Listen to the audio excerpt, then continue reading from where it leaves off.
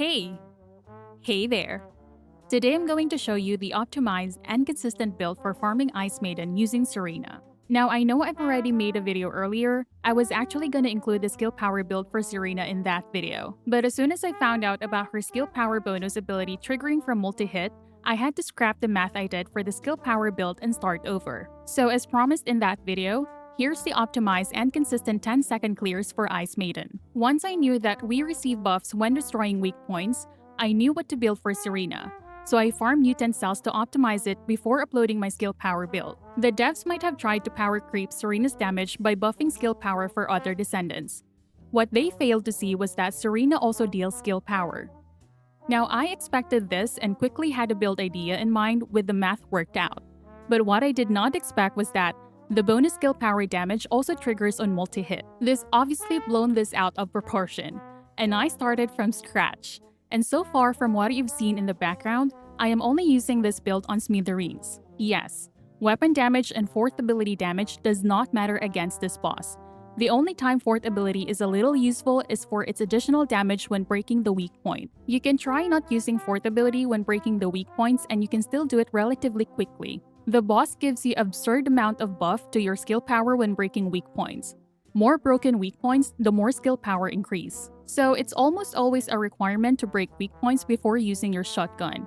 I did the math on this build. And the only factors that can increase your leaderboard ranking is your aim, bonus skill power RNG, and multi-hit RNG. For the weak point breaker, you can use a lot of weapons. Ancient Knight, items, but my favorite is the restored relic.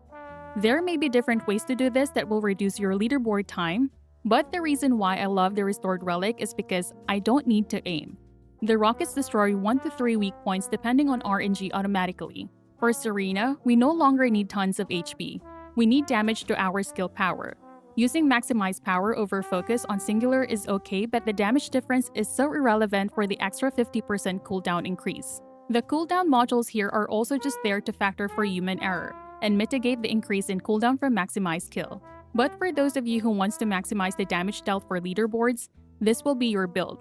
But again, you're not going to be noticing much of a difference compared to the consistent build. You're just narrowing your clear window and increasing the chances of failed runs. For the Arche tuning, you don't need to go multi-hit because you'll actually lose more value because you're using the restored relic, which does not require you to aim.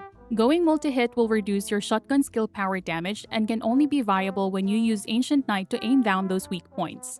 You only need to destroy one weak point, and you'll be able to defeat Ice Maiden with just one magazine from your Smithereens. And this is way more consistent for casual players. But removing more weak points will lead you to better leaderboard time. The reason why I am using Fire Brand is that, with Repentance, you get a whopping 50% shred on fire resist. As explained in these two videos, shred is a lot worse than enemies with lower resistances. Ice Maiden only has 38,688 fire resist, and that's 56.73% damage reduction. Reducing that by 50% will get you to 19,344 resist. This will literally give you 8.62% more damage taken from every source of damage. Way better than going Slayer component. A lot of people undervalue shreds on bosses like this, but you might understand better if you watch my shred video here. The rotation for this is that you can prep your domain inversion by using second skill repeatedly while reloading your Smithereens. Then at 3 seconds, jump up, use fourth ability, and time your repentance correctly.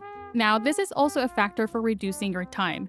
In my runs here, I am using a non-optimized restored relic because I ran out of gold for core inversion and readjustments. So I needed to shoot more rounds than needed to destroy the weak points. So there is still room for improvements here, and I won't be surprised to see consistent sub-10-second clear times using this build.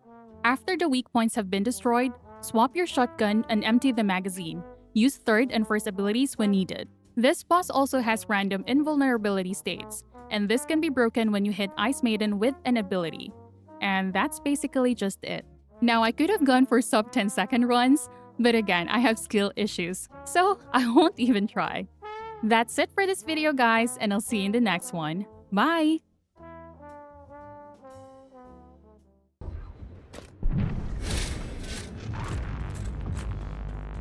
Impudent bastards! I will cleanse this place.